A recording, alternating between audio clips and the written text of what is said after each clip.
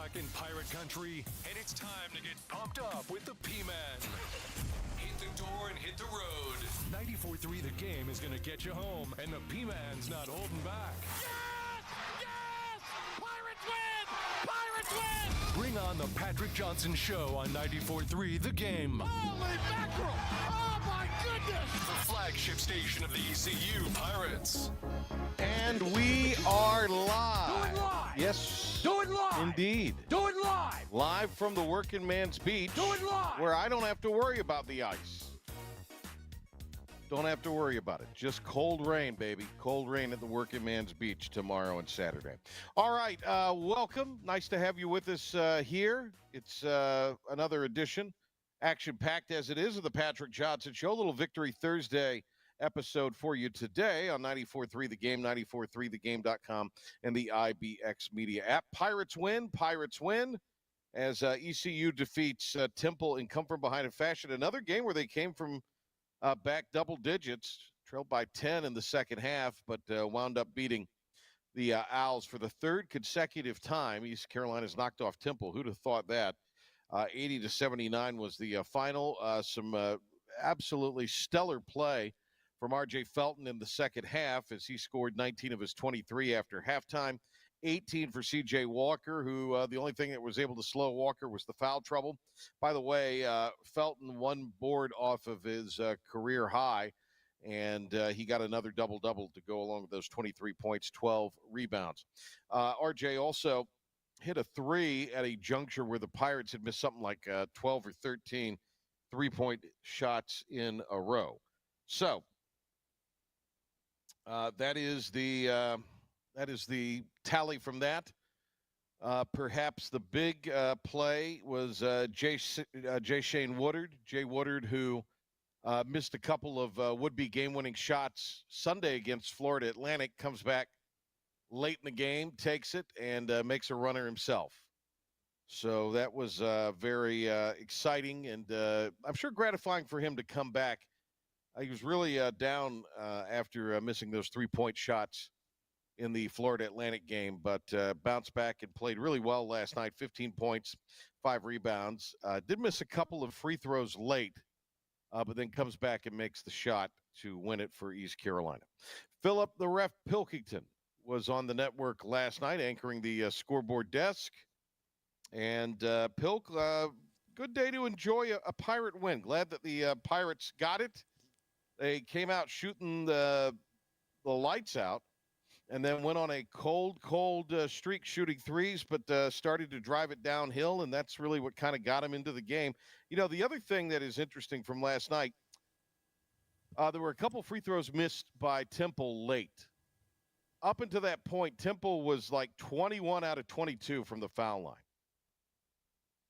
And then they missed a couple of late free throws. So Temple did a lot of things you need to do to win games on the road. They did get out-rebounded. You can't do that. They took pretty good care of the basketball, only turned it over 12 times. Shot 42% from the floor. That's kind of their style to a degree.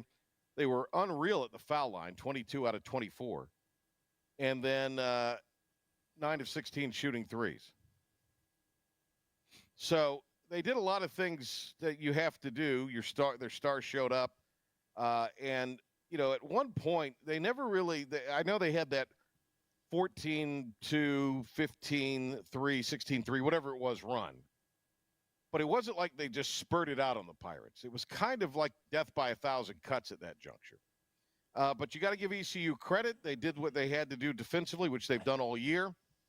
Made some really nice plays. I thought extending the defense, getting the jump ball, a couple things they did was really, really good. Seemed to effectively get the ball out of Mashburn's hands late. And, boy, Jamal Mashburn Jr. is something special.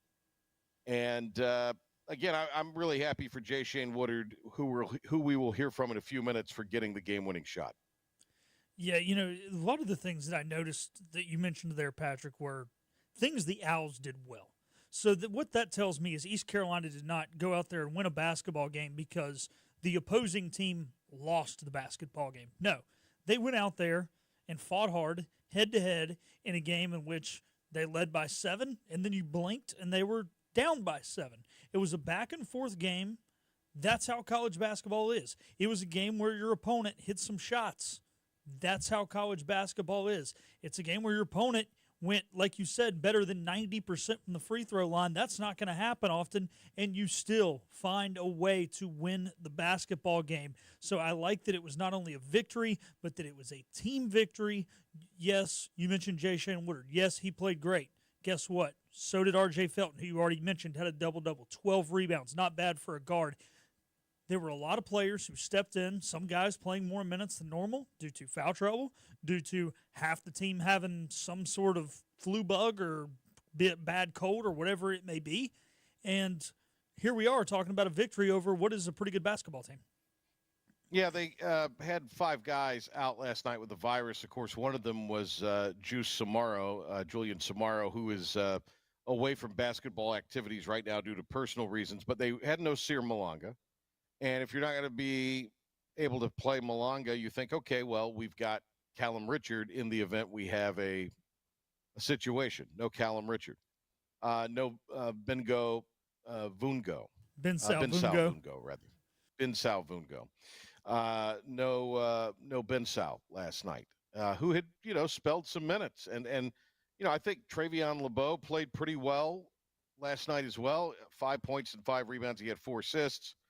Couple steals, but I thought he, on the offensive backboards, especially getting 3 offensive rebounds, really kept a couple of key possessions in the second half going, and the Pirates were able to take advantage of that.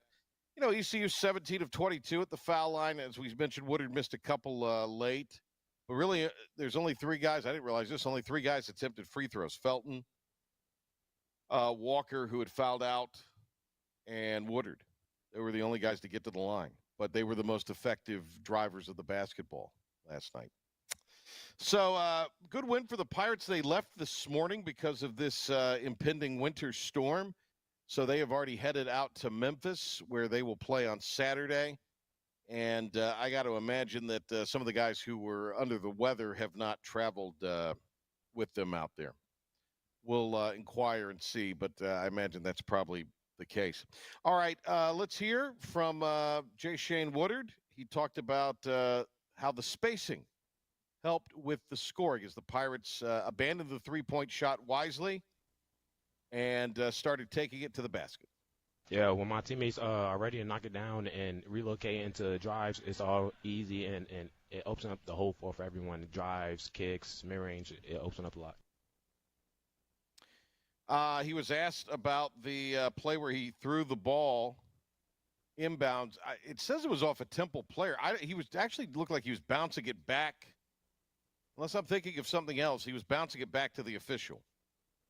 Anyway, this is one. No, this was not the one where he messed up. This is the one where he was on one side of the floor. Somebody missed a shot or there was a loose ball, and he teleported from one end of the floor to the other, picked the ball up as it was going out of bounds off of an ECU player. Oh, he threw it off a Temple player. And it was he was over there. How did he get over there kind of thing? Right. I remember what you're talking about now, yes. All right, so this is the play. It definitely comes from, in practice, we call it fix-it plays. Coach Poole, he emphasizes fix-it plays and go make a play, whatever it takes. He call it WIT, whatever it takes, go get it done. So I seen an opportunity, and I went for it. LeBeau had one of those, and he crashed into the table and knocked the monitor over, the monitor I was working off of. And so I thought, oh, gosh. And so I was trying to get that up, and anyway, that was the play where he saved it along the sideline, and it wound up being and I think it was RJ had the block maybe. Somebody had a block, and it was saved, and then Hayes had a pass that got it to Walker, who made the shot and was fouled. So that was the three-point play opportunity for Walker. I do have a question for you, Patrick, that's off topic but on top. It's off topic of ECU, but it's on the topic of the monitor thing. What is the worst thing that has happened to you as an announcer or a media member covering sitting courtside with a player or a ball? Have you had coffee spilled on you? Have you been kicked in the head? What's the worst thing that you can remember? A lot of it has happened this year with I got a coffee. Sometimes I'll get a coffee if I haven't had a chance to really rest appropriately. or it's been a quick turnaround and you've got back-to-back games, or just anything of the like. If I didn't get the proper sleep and the proper recharge with resting and that kind of thing.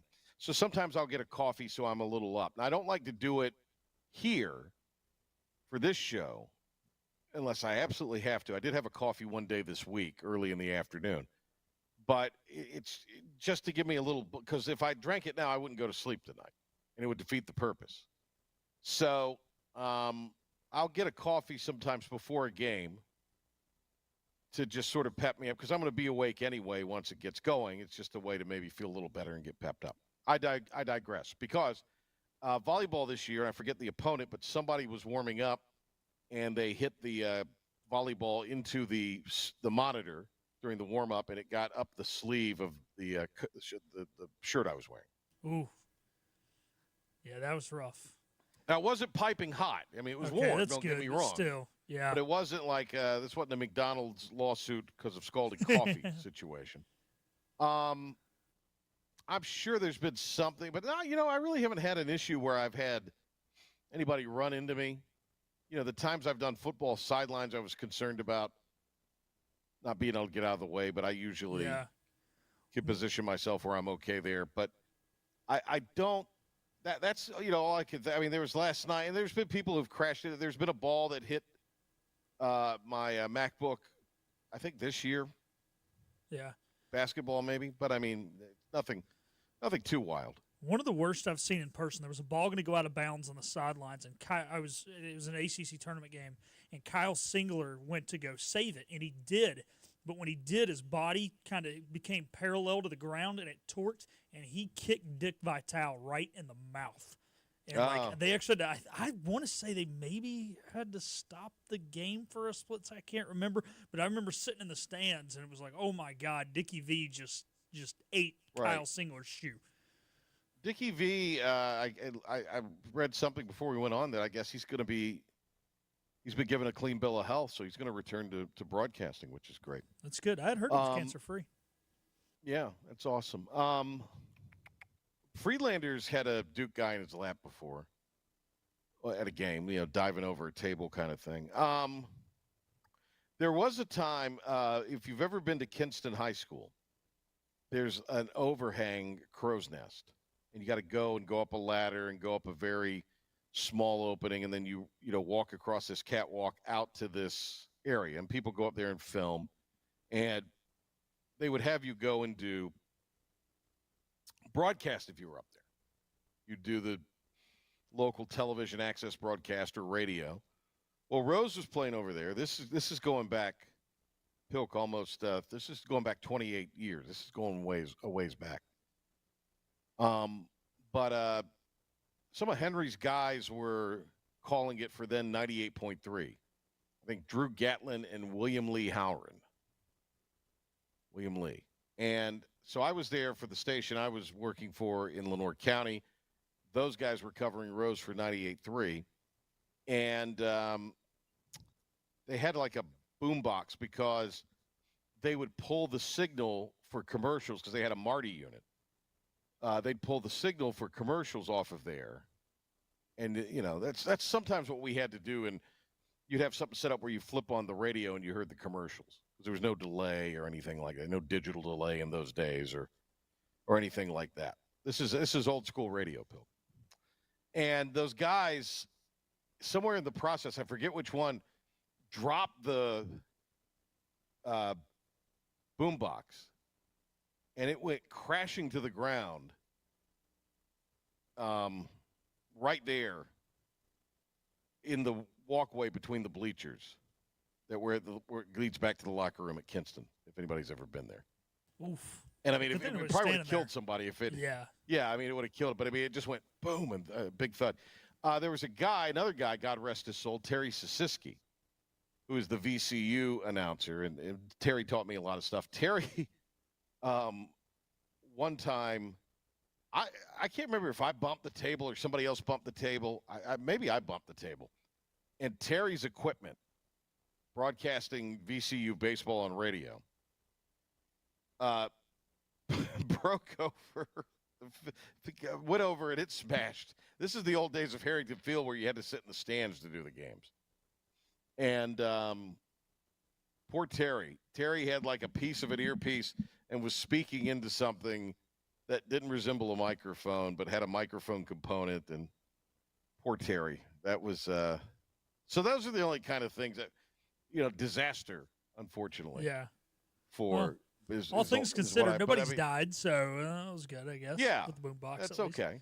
Yeah. Couple more cuts here.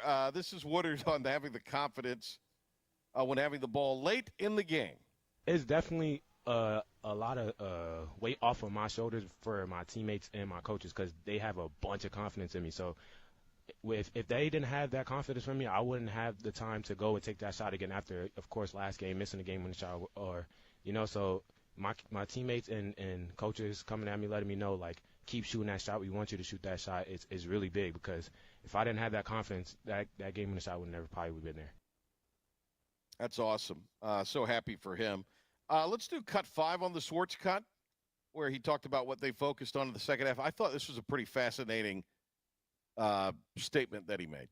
Yeah, it's such a double-edged sword because we came out tonight and, boy, it felt good to shoot the ball well to start the game, and we get off to a good start, unlike the other night.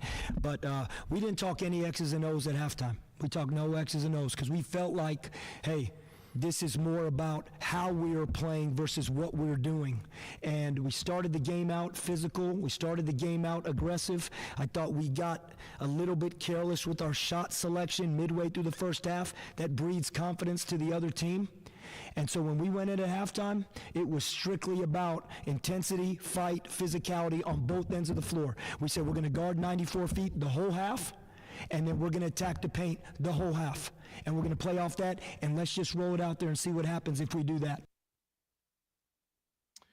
I love that. They didn't overthink it with X's and O's at halftime. They just talked about things they were supposed to talk about as far as energy and passion and determination. And I don't think, and all those guys, but R.J. Felton especially, we're not going to let the Pirates lose. They really put them on their back and carried them to a victory. All right, let's hit a break. We'll come back. We got Demetri Ravanos later in the hour. Will Bill Belichick coach it down in Chapel Hill of football? It's the Patrick Johnson Show. We are live from the Working Man's Beach on this Thursday. Stay tuned.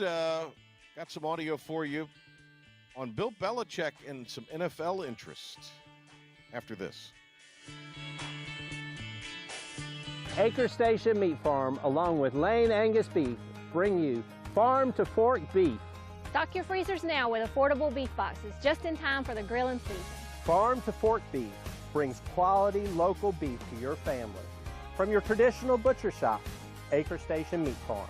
Come on down to Acre Station Meat Farm and find out why we're #1 in fresh cuts and friendly service. Acre Station Meat Farm, Highway 32 North, Pinetown. Living easy is the sound of children laughing as you make memories with neighbors and friends. It's the sound of nothing at all. It's the smell of the salt air. Hear the waters against the marsh grass. See the beauty of our coast. Bow Coast, located in Beaufort, North Carolina. Southern Living's best small town.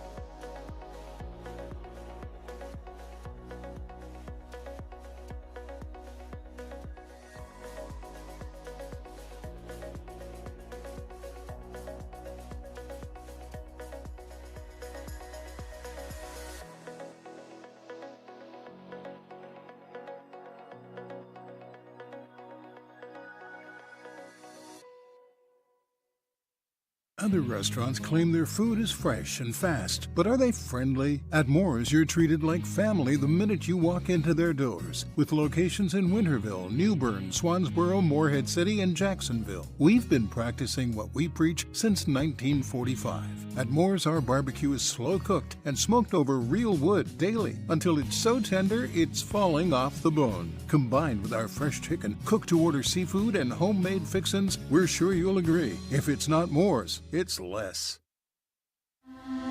This is about you, your family, and the health of all who live in Eastern North Carolina.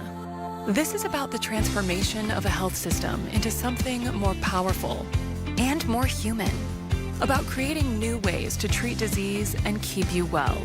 This is about ECU Health, which is to say, it's really all about you. ECU Health. Minds, hearts, purpose. Living easy is the sound of children laughing as you make memories with neighbors and friends. It's the sound of nothing at all. It's the smell of the salt air. Hear the waters against the marsh grass. See the beauty of our coast. Bow Coast, located in Beaufort, North Carolina. Southern Living's best small town. Download the IBX Media app now and get the show for your ears and eyes. Doesn't it look great on me? This is the Patrick Johnson Show on 94.3 The Game. All right, back tomorrow at our normal time of 5 o'clock. Going to have David Sawyer from Storm Team 9 on. He'll tell us exactly what's going to happen with this winter storm for Eastern North Carolina. Plus, we will hear from our pal Brian Mull. Did we get Joey Football confirmed for tomorrow, Pilk? I've not heard back from Joey Football. But he said he could do it. We just needed to work out some logistics. Is that what I'm Yes. understanding? You know why? It said my message failed to send on the. That's why I had not heard back from. Yeah, I had a couple messages failed to send too. I wonder if the cell phones were down today. I don't know. All right. So, as I think anybody could surmise, Bill Belichick really didn't want to go to Chapel Hill. And it's nothing against Chapel Hill. It could have been Ames, Iowa. It could have been wherever, College Town, USA. He didn't want to go coach college. And so there's a report that came out, I guess, yesterday that Belichick has heard from multiple teams, including Tom Brady, who is the minority owner in the Raiders. And this is to gauge Belichick's interest in a return to the NFL. This should surprise absolutely nobody. And so this is Mike Florio. Was this on McAfee's podcast or was this on the NFL Network, Florio? No, this was on whatever his show's on. He's on like him and one of the Sims kids have their own podcast. Yeah, I think it's an NBC Sports production. It's an NBC Sports production. I think you're right. So this is Mike Florio on why he thinks Bill Belichick would take the Raiders' job. Here's what I know, and it meshes with what my instincts were at the time. Bill Belichick was hoping for an understanding that he'd have a job. Yeah, right. A wink, nod, and what he basically wanted a team to do was create a sham search that would check the boxes on the Rooney Rule and ultimately, at the end of the day, hire him. But he wanted to know, I believe, he wanted to know he was going to have a spot. He didn't want to have an interview. He wanted to have a spot. And no one was willing to do that. Whether it's because no one envisioned him as the guy or no one wanted to ignore the spirit, if not the letter of the Rooney Rule, he didn't have an assurance, I believe, that he was going to have an NFL job, so he jumped to North Carolina. Well, now that they're sniffing around, if he can quietly go through the process and somebody makes him an offer, that's a different ballgame. How's he going to be out recruiting if he's fielding offers, though? Because he says he put on social media he doesn't mind recruiting because he got to go out and eat that hideous Lexington barbecue where they put tomato ketchup on swine. He got all excited about that. He maybe visited one kid. If he's recruiting, he's Coach Prom recruiting, baby, right here. You know what? Ding, ding, ding, ding. Hello, and he's not I'm even Coach doing Belichick. that. No. He's not even doing that. Lombardi's the one dealing with these kids on the phone. And these coaches are the one doing the recruiting. So, obviously, the openings, Jets, Saints, Bears, Jags, Patriots, Raiders. Raiders also fired their GM today. And that sort of leads me to believe that, and we're going to talk to Demetri about this because Demetri's involved in so many projects. But one of them is a media podcast that he does. And he's also done stuff with Barrett Sports Media, and it's just Demetri's got a great take on everything when it comes to them. Brady on television has been just horrible. He'll come up with a better way to describe it. But it's just not been good. And you just get the sense Fox did this. They're paying him so much money. Could you see Brady being the GM? And Belichick being the coach, with Brady kind of the, GM and maybe name only. We'll run that by Demetri, but I wouldn't overlook the Jags here. It's clearly not going to go back to the Patriots. I don't think the Bears or Jets have any interest. I don't know if the Saints would interest Belichick. The Raiders only because there's the history and it's the AFC. And, he has the connection to Brady, who's got minority ownership. But the Jags are interesting because they've swung for the fences a couple of times in their last couple head coaching hires, and it's flamed out. But Shad Khan's got a lot of money. Shad Khan basically has given his son, Tony, $1 billion to set on fire with his wrestling promotion. He has put $600-some-odd million of his own money into the Stadium of the Future down in Jacksonville. So, to me, that would be, again, in the AFC, so maybe an intriguing landing spot. The other part of this, Pilk, is Belichick. I don't know the exact number, but I mean he's within a reasonable distance away from becoming the all-time wins leader in the NFL. 12. And he's okay. So he could win 12 games at Chapel Hill this year, and guess what? He ain't going to be the all-time wins leader in the NFL. No. So even though it's a $10 million buyout, nobody's going to wait till June 2nd to hire him, unless they just want an absolute circus, and it could very well be. But I can't see that happening. Well, here's the thing. Somebody's got to be willing to pony up the $10 million. They do, but here's the thing, Patrick. Let's go 10 million divided by. Let's just pretend these owners are worth $1 billion, which they're worth multiple billions. That is right. 0.01%. Yeah. No, actually, that's not of a percent. So you'd have to move the decimal. So it would be 1% of their net worth if they were worth $1 billion. None of these owners are only worth $1 billion. They're worth billions of dollars. So the other thing is, Henry said this morning, something to the effect of, how does Belichick have no shame? He has no shame. He signed up for this so somebody would pay him $10 million, but he had structured in there ways he could get out. And you're right, it does go down $9 million after June 1st, but I still contend there's not a great chance he's going to coach it down to football in Chapel Hill. It probably will. I'd put it at 50-50. Maybe I'm wrong.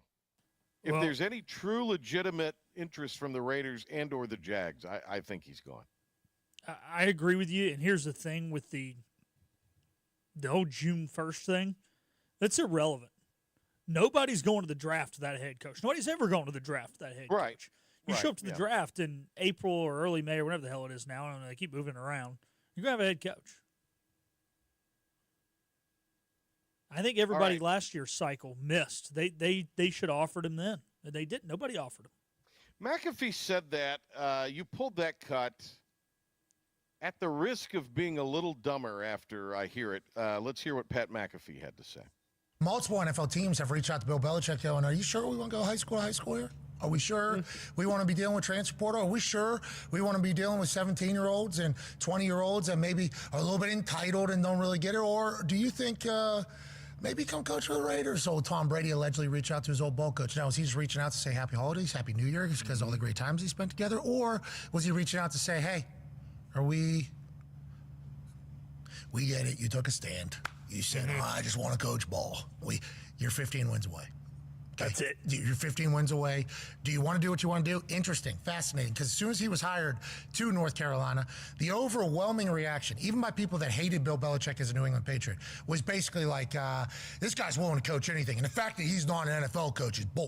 Even the people that didn't want him to become a coach for their team were saying, this is wild that he can't get an NFL job. It turns out, the arrow's telling us, a lot of people are like, hey. Last year, that coaching cycle, those people messed it up. Maybe so. I was Maybe wrong. so. 15, not 12. I stand corrected. I'm sorry. Oh, you 15. Okay. Well, still, because Carolina's going to make the college football playoff. He could win 15 games, can Bill Belichick, and it still won't give him what he really covets, and that's the all-time wins in the NFL. Pilk with an update, and then Demetri Ravanos on this and some other things. We'll have some fun with our great friend Demetri Ravanos. But first, the ref, Philip Pilkington, with our Pirate Report and Sports Update.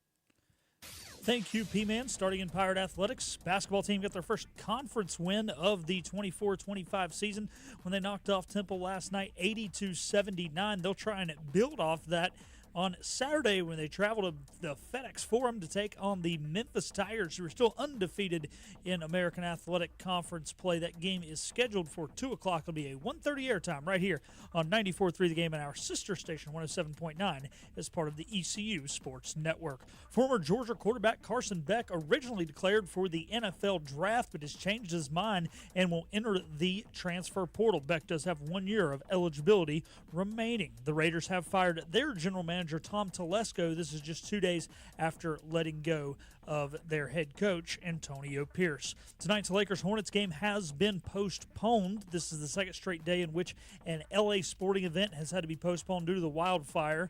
The Kings were slated to play the Flames last night. I guess that's a little ironic that they were going to host Calgary.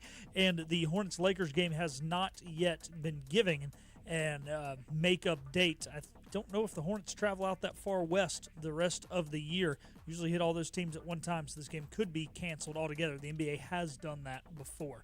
That'll do it for your 94.3 The Game Sports Flash Update and Pirate Report. We're going to take a timeout here on the Patrick Johnson Show. We'll be back to talk the college football playoff, Coach Belichick, and more with Demetri Ravanos. Hi, I'm D.R. Alligood. And I'm his daughter, Jessica. For 11 years, we have built quality driveways and parking lots for both your residential and commercial needs. We also offer free on-site quotes to have your custom driveways built the way you want. 252-946-1227. The best burgers around. Everyone loves a thick, juicy, and fresh burger. Tiebreakers does real burgers better than anybody. And don't forget about the cheese sticks, fresh salads, and more. So don't just go to any burger-themed restaurant chain. It's time to break the chain and eat local. Tiebreakers, burgers and sports at its best. Go Pirates! Arrgh! Looking for a great deal on a new Nissan? At Greenville Nissan, we've got a great selection of new Nissans for under $30,000. The stylish Nissan Sentra, offering top-notch fuel economy. The Nissan Altima, known for its comfort and technology. The Nissan Kicks, the perfect combination with its compact design and performance. The Nissan Versa, delivering incredible value without compromising on features. And don't forget the Nissan Rogue, an award winner for 10 years in a row. Drive it home just for $22 down and $349 a month. Visit GreenvilleNissan.com today. Greenville Nissan, where we drive to serve. You know what the problem is with standard belts? Usually you have to choose between too tight or the opposite, too loose. But with Anson Belt & Buckle, you don't have to choose. We got rid of the holes and instead have a track system designed for micro-adjustability. That way you can enjoy a perfect fit every time. Anson Belt & Buckle. Find your perfect fit today.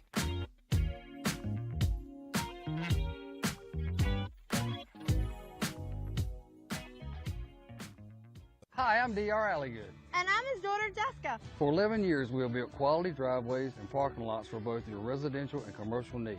We also offer free on-site quotes to have your custom driveways built the way you want. 252-946-1227. Storm season is approaching. North Carolina weather can damage your roof, and before long, a small leak can turn into a big problem. Your home is one of your biggest investments, so protect it with Wells Home Improvements.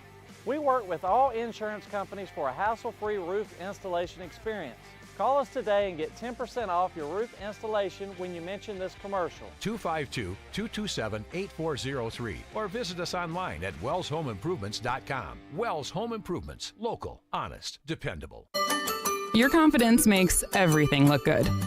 You see the world in vivid color, not black and white. Swing through your neighborhood Fantastic Sam's Cut in Color and let our experienced stylists take you from everyday to extraordinary. Fantastic Sam's hair salons are locally owned and operated. Our full-service salons are conveniently located in Goldsboro, Kinston, Greenville, New Bern, Jacksonville, and Calabash. Stop in today at Fantastic Sam's, where the possibilities are endless.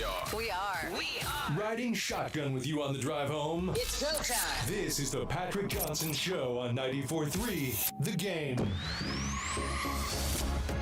All right, welcome back. Our good friend Demetri Ravanos joins us here. Demetri is part of the This Team is Killing Us podcast on the Carolina Panthers with Lauren Brownlow and the college football bubble bath, which is always exciting. A topless Demetri is it's eye candy. Let's face it. Demetri's involved in so many things. It is kind of. He joins us now. We have learned here on the Patrick Johnson Show that the semifinal of the college football playoff, one of them will be played tonight. So we'll talk about that and more with the great Demetri Ravanos. How are you, Demetri? How are the holidays? How was the new year? How's life for my good friend Demetri Ravanos? Life is good, Patrick Johnson. Now, not as good as it is for you sitting there in front of a blue marlin fish I see mounted above your left shoulder there. That means you have land. That means you have property and wealth. No, the holidays were good, man. Took the family out to Arizona, did a little road tripping. Did you know there's more than just desert in Arizona? Okay. What else is there in Arizona? There's like a whole pine forest up in the northern part of Arizona. Yeah, gorgeous state. Okay. Did you take a tree, chop it, and adorn it with tinsel and other items and make it your own Christmas tree? Well, Patrick Johnson, brace yourself. A few years ago, I decided to go the artificial route. I got I got tired of the farmers always getting their way, those damn farmers. And look, I have vaulted ceilings in my home here in Raleigh, so we went out and bought ourselves a 13-foot tall artificial Christmas tree. Well, this is really what people come to the Patrick Johnson Show for. Well, this is what this is someday. As Clooney said, you do a movie for them, then I do a movie for me. This is for me. All right, Demetri Ravanos is with us here. All right, let me ask you. We were just talking about this Belichick thing. I understand you got on towards the end of it. I think there's a better than average shot he never coaches it down in Chapel Hill. I've been saying that since the day they hired him. Like, I don't think the June 2nd date is insignificant, right? Like, I understand everything Pilk said at the end there, that like an NFL team's not going to go to the draft necessarily without a head coach. I would argue just because we haven't seen it doesn't mean an NFL team wouldn't be willing to do it. Now, there are plenty of rules in the NFL that would make it very hard for the Raiders to tell free agents and rookies, hey, we don't have a coach yet, but come June 2nd, Bill Belichick will be the coach. Like, I don't think they can do that necessarily. Right. But who knows? Maybe someone is hired with an associate coach title. He comes in on June 2nd as the new GM, and then all of a sudden, he pulls pick your coach, right? He pulls the Pat Riley kind of thing and comes down from the booth to take over himself. I think it's one of those things where the Raiders would be the one to only want to spend $1 million and would wait to June 2nd. Everybody else would, the $10 million price tag probably would not be a big deal. I still think Jacksonville, which has shown they're not afraid to hire coaches that have had success and pay them a lot of money. Now, it hasn't worked out so far with their last two head coaching hires. Doug Peterson, most notably this time around. But to me, I think that's as intriguing a possibility as any. It brings up the possibility of Jacksonville, Florida, of all places, being the team in NFL history with both the league's all-time worst head coach and the league's all-time best head coach within a 5-year span. That would be incredible. I mean, Jacksonville, I can totally see the appeal of Jacksonville. They've got a top 5 pick. They've got a young quarterback that they're going to build around. They are still committed to Trevor Lawrence. They've got his top target now in oh, shoot, what's the kid's last name? I want to call him Junior. But, the kid they drafted at LSU last year, he emerged Brian Thomas Jr. Yeah, thank you. Yeah, Brian Thomas Jr. Or as he's affectionately known, Junior. Junior, that's right. Listen, all of us that grew up with him, we just call him Junior. No, BTJ was I believe, AP All-Rookie first team. I mean, there's a lot to like about Jacksonville. The question is, do you trust the people in charge there? And more than anything, do you trust the people in charge there to fire Trent Baalke, the GM, if you are serious about winning? Well, obviously, Baalke wouldn't be around. How legitimate do you think this Raiders thing is? And do you subscribe to the theory that Tom Brady would make himself the GM in Oakland, and thus paving the way for a Belichick reunion with him? Maybe. I tend to believe more that Belichick would get total control if that is the case. Well, I think he'd be GM in name only, kind of like he's a broadcaster in name only. I think you and I differ on that a little bit, but we'll get to that in just a second. I think that I could not see a Brady-Belichick reunion where suddenly Belichick is having to answer to Brady. But, that relationship really, I think, is the answer to people's questions about does he really want to be the UNC head coach. Like, you're talking about the best quarterback in the history of the league, and there were times that Bill Belichick didn't think that guy knew what the hell he was doing. What do you think his reaction is going to be to a 19-year-old from a Husky that cannot hit a wide-open target going across the middle? So, Demetri, I do have one question building off of Patrick's previous question. You said that you did not see Belichick answering to Brady, and I 100% agree with you. So, Clark Hunt today on NFL radio talked about when they brought in Andy Reid and the GM that they brought in with him, can't remember the guy's name. Reid did not report to the GM. They reorganized where Clark Hunt is the boss, and they were equal working together and reporting to Clark. Could you see Davis doing the same thing if Brady becomes the GM? Like Patrick said, it would probably be only by title only, but do you think that is a possibility in Las Vegas the same way as it's working so successfully in Kansas City? There's a part of me that just looks at Tom Brady, and I get the dude is addicted. Like, I think more than liking football, the guy likes competition. The guy likes to win. That's his addiction more than the X and O of football, which probably explains why it's been a slow go of him getting the hang of being a broadcaster.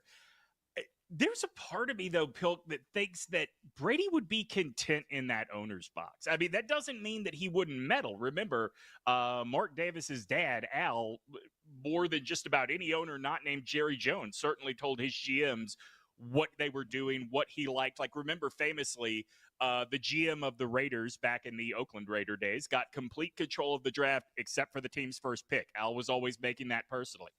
What's to say Brady doesn't have that same sort of relationship with whoever the GM is?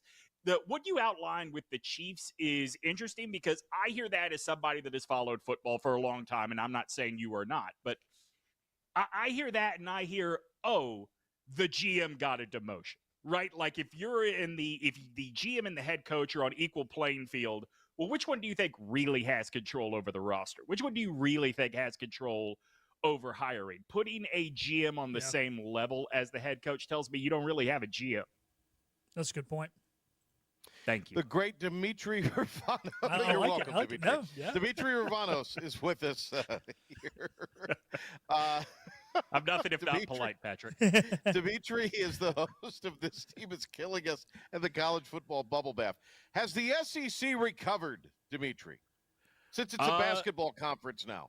That's right. I'm told that we're doing quite well in basketball. I will find out when someone tells me the Final Four is tomorrow. Yeah, it's interesting seeing all these people from back home in Alabama that, oh man, they can't wait to talk about the basketball team right now. And it's because a lot of people are licking their wounds. I think that if Texas ends up winning this thing, you are going to see more SEC chest pounding than you've ever seen in your life. But go on. Are they really the SEC? I mean, come on. I know they're in the conference. Listen, I agree with you. I think SEC fans are very hurt right now. My relationship with the chanting SEC is very simple. I went to the University of Alabama. I would like for them to go 12-0. I would like for everyone else to go 0-12. I don't want anyone else from that conference having success if it is not my team. But I think the glee with which all of these ESPN personalities who spent the whole year telling you that there's nothing like the SEC have jumped on the bandwagon of it's all over and people from the South will never enjoy football again. I think there is some defensiveness amidst my brethren. What about your alma mater, though, Alabama? I'm for it. Is your question, will we be okay in the long run? Am I happy? Will you be okay in the long run? Yeah, I think so. I think that people are very quickly going to recognize that for all of his flaws, Jalen Milroe really was the best option at quarterback for these last 2 years. Because I don't think very highly of Ty Simpson as a quarterback. I know they have this recruit coming in, Keelan Russell from Texas, that everybody's over the moon about. Do you want to start a true freshman quarterback? I don't know. What I keep going back to with people is the team finished 9-4 this year. That's the best a first-year Alabama head coach has done since, I think, Ray Perkins. And Ray Perkins was replacing Bear Bryant just like Kalen DeBoer is replacing Nick Saban. Like, this is pretty common, right? In 1990, boy, I feel like an old man when I say this. In 1990, Gene Stallings came in and went 7-5, and everybody wondered what the hell was wrong. And then 2 years later, they won a national championship. Nick Saban came in 2007. They went 7-6. Everybody wondered what the hell we were paying him all this money for. 2 years later, they won a national championship. College football is very different now. I think we're going to get to a point here within the next year or two where some big institution is going to work out a deal with their coach to pay him less and put more money into NIL and into player payments. And that will be the way these multi-million-dollar contracts look in the future. So, that's Demetri, kind of real quick. Wait a minute. I was going to say, that's kind of what they did in Greenville. I mean, it's an incentive-laden contract so they could take some more money and so.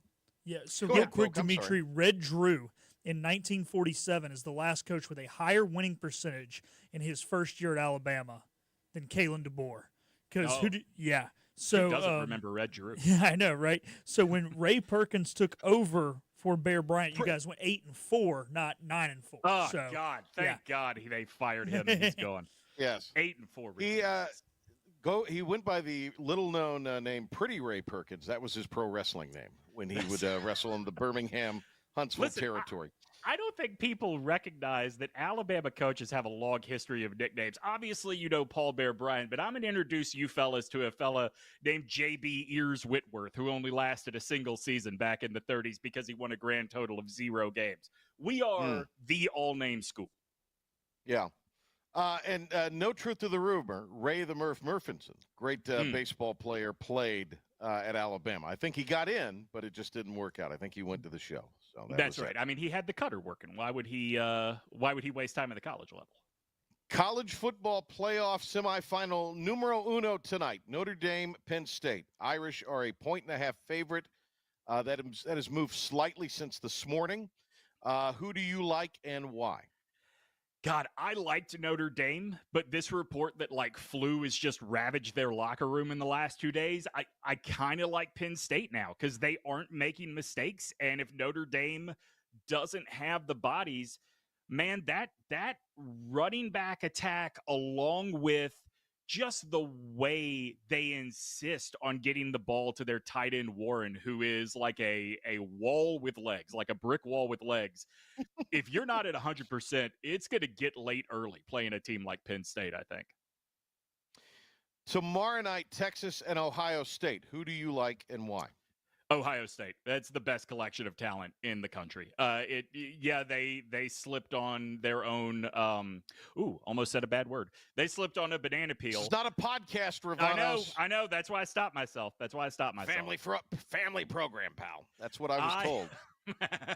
I know they slipped on a banana peel against Michigan, but since really, aside from that game, since the Oregon game, they really have looked like a killing machine. And now that they seem to have figured out how they want to use those running backs, and Jeremiah Smith has just decided, I want to be the best wide receiver to ever play this sport. Like, already he's eclipsed Marvin Harrison Jr. as the best freshman wide receiver that Ohio State has had in quite some time. It's weird. I mean, like, it really is weird to say James Franklin versus Ryan Day for the national championship. It's crazy. But I think that's the road we're on.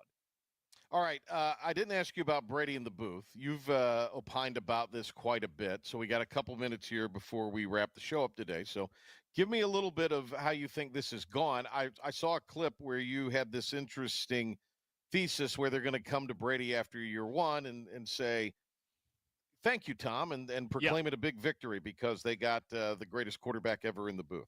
And I mean, look, they are paying him $32.5 million a year to be in the number one NFL booth. And Tom Brady is, he's show business, I guess. I can't think of a better word. Marquee. He's a marquee name that turns heads. And I think so much of being in business with the NFL is making the NFL feel like you value them as much as you value any other branch of the American government, right? They want to see that you are they want to see that you are spending real money and putting real effort into their broadcast. Okay, Fox did that.